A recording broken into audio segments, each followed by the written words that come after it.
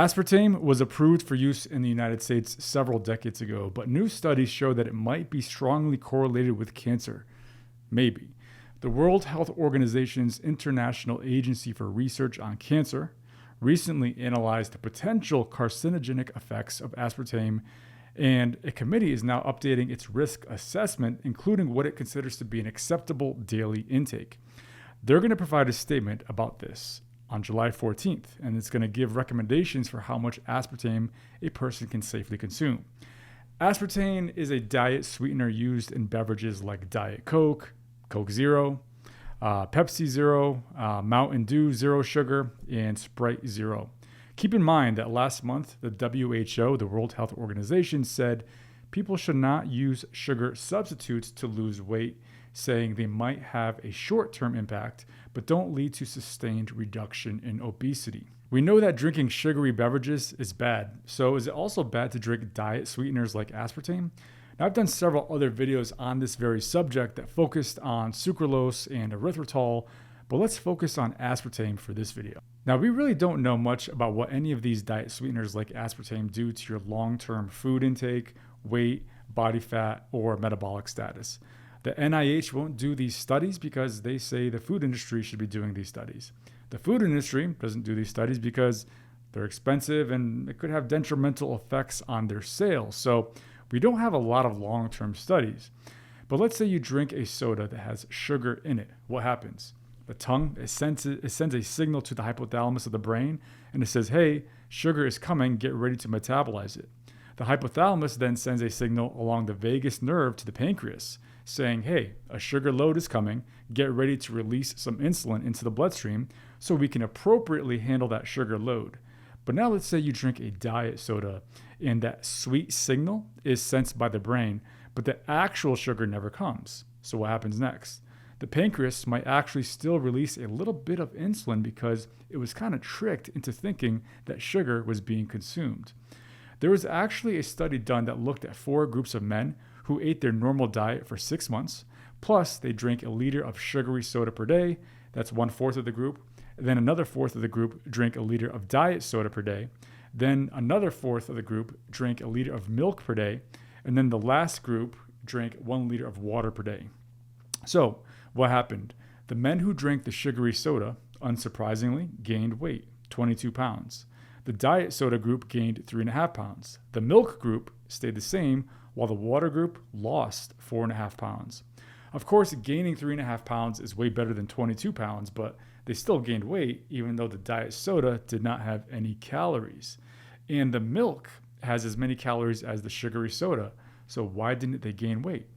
It has everything to do with insulin. So for example, in that milk, it has lactose and it has fat. That lactose and the fat, it doesn't stimulate insulin release from the pancreas. Neither does water. But guess what? The diet sweetener, that did trigger some insulin release. There was actually another study that looked at people who drank diet soda and then they switched to drinking water. And after they switched to the water, they ended up losing 6 pounds. So it has everything to do with insulin release from the pancreas. The more you're triggering that insulin release, the more weight that is gained and the more prone you are to developing insulin resistance and ultimately type 2 diabetes.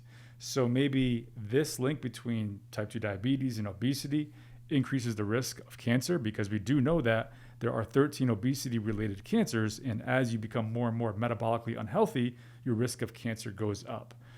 But is there more of a direct link between aspartame and cancer? There have been some studies that suggested a potential link between aspartame and cancer, but these have been controversial and they haven't been widely accepted in the scientific community due to issues with their methodologies and interpretations of the results.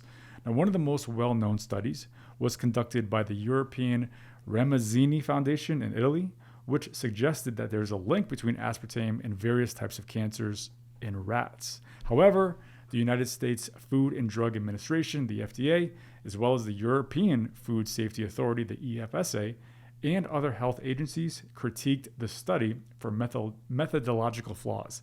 Now, these critiques involved issues such as the way the study was conducted, the health of the animals used, and the interpretation of the study results.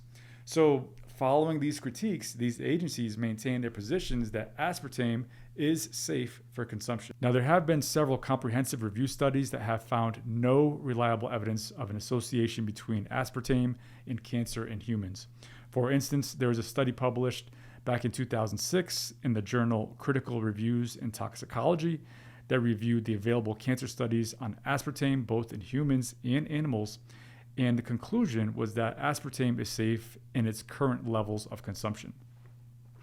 A 2013 review of the epidemiological evidence published between January of 1990 and November of 2012 also found no consistent association between aspartame and cancer risk. Now, in 2022, just last year, the French study, known as the Nutrinet Santé cohort study, reported that adults who consumed higher amounts of aspartame were slightly more likely to develop cancer overall, in fact, 1.15 times the risk. And then breast cancer specifically was 1.22 times the risk. And obesity-related cancers was 1.15 times the risk compared to those who did not consume aspartame. Now, keep in mind, in 1981, the established acceptable daily intake of aspartame was 40 milligrams per kilo of body weight per day. So to consume over that limit would require a very large consumption every day of Diet Coke or a similar drink. So if you're consuming aspartame in small or moderate quantities, there's likely no increase in cancer risk and therefore likely nothing to worry about, at least from a cancer perspective. But again, in terms of the metabolic health and increasing your levels of insulin resistance, I would still have a concern with that. But in terms of cancer, probably no increased risk, or if it is, it's very, very minimal given the amount of Diet Coke that you'd have to drink every day.